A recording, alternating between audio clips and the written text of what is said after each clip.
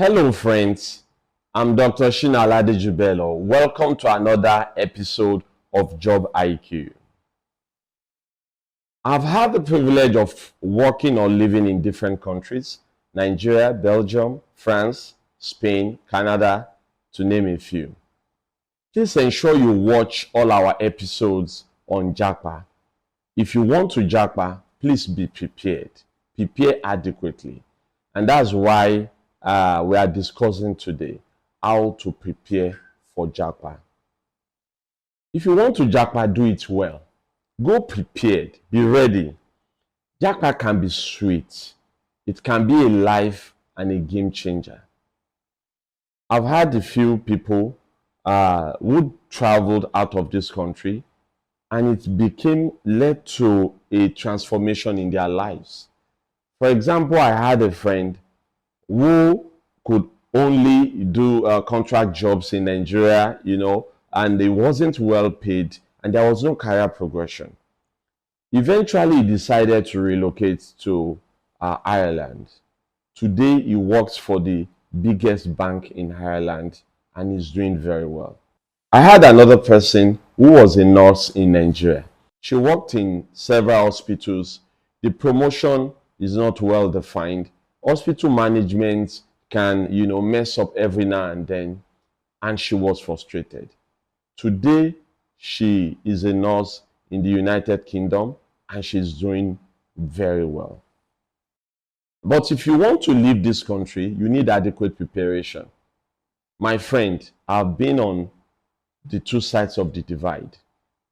I jackpot once when I was not prepared, and I jackpot the second time when I was better prepared.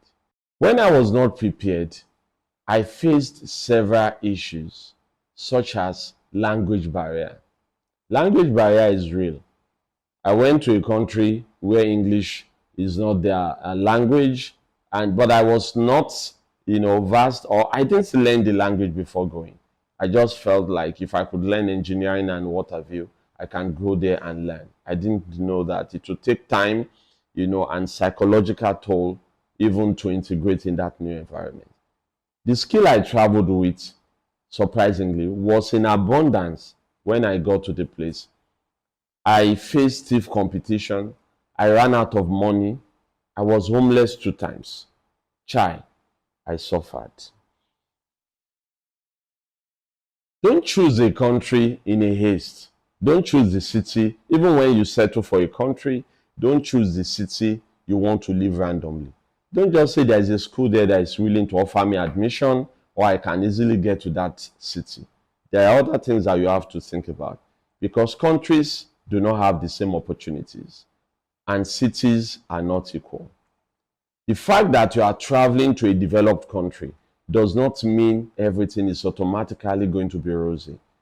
You need to find out about the cultural difference, the culture of the place you are going to.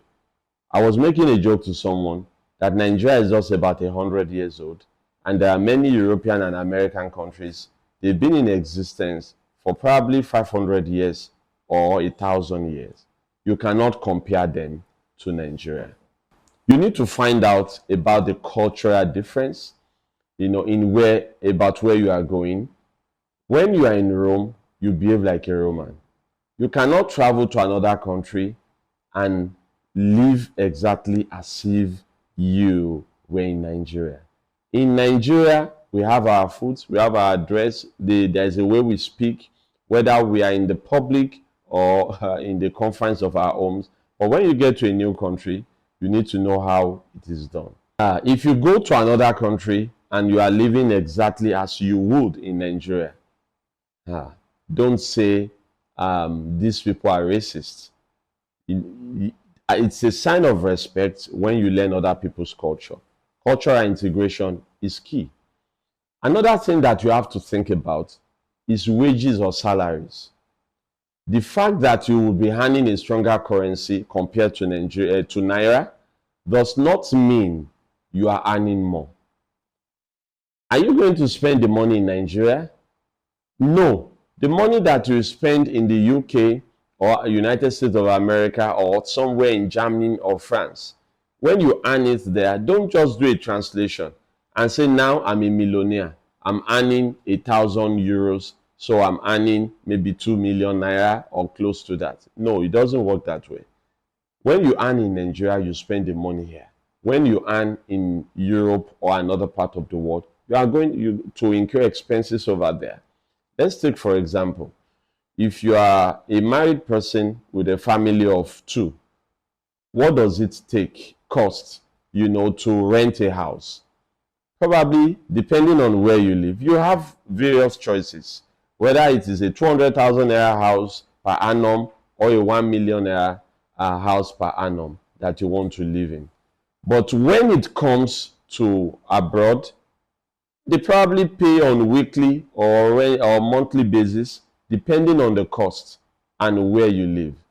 You need to consider the cost of feeding, the cost of transportation. I once lived in a place where I earned 700 euros a month, and the cost of rent was about 500 euros. So if I made the mistake of converting it to naira, I would be deceiving myself, because after taking out the rent and the cost of transportation, I can barely feed. Let's take a moment to think about renting a house in another country. In Nigeria, in terms of due diligence, we don't do so much. We believe easily. We just ask people some basic questions and we are good to go. We give them our houses, they become our tenants. In developed countries, it doesn't work this way. They have to verify certain things, e.g., your credit history. But if you are traveling from Nigeria to another country, you don't have any credit history in this country. So what credit history are you going to tender where you want to get a house? They will not take the risk. You can tell them, don't worry, I have money coming from Nigeria, I have money coming from other parts of the, you can try to convince them, my money will come from Nigeria, I will have money to pay, it's not a problem. It doesn't work like this in this country. And in these countries, if you don't have credit history, you probably need someone to be your guarantor. Apart from someone being your guarantor, in case you don't have one, you may have to pay the rent for one whole year. Paying rent for one whole year is not an easy thing. I tell you what, a friend of mine left Nigeria for Toronto and he had to pay 1 year rent at a go. It's not for the faint-hearted. The money was huge. You have to consider factors such as, who do I have in this country? Who do I have in this city? The people that I have, are they doing well? Are they willing to help me? Are they willing to support me? Japa is not for everybody. You need to consider what you are currently doing in Nigeria. If you are gainfully employed and you have a job with great prospects, some people have good jobs in this country, they earn very well, and they know that over time, their promotion is well defined based on milestones that they hit and so on.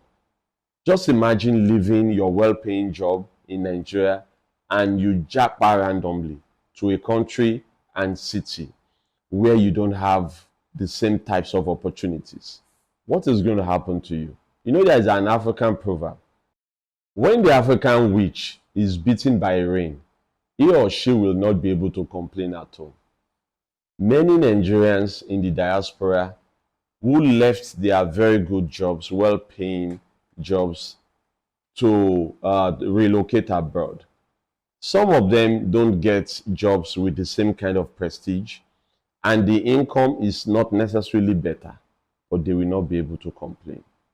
Many are living in regrets, but there is no one to complain to. For someone, all this does not matter. Your mind is made up. I need to get out of this country.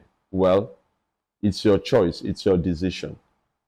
A country or city might be prosperous, but you also need to find out what are the available opportunities in this country.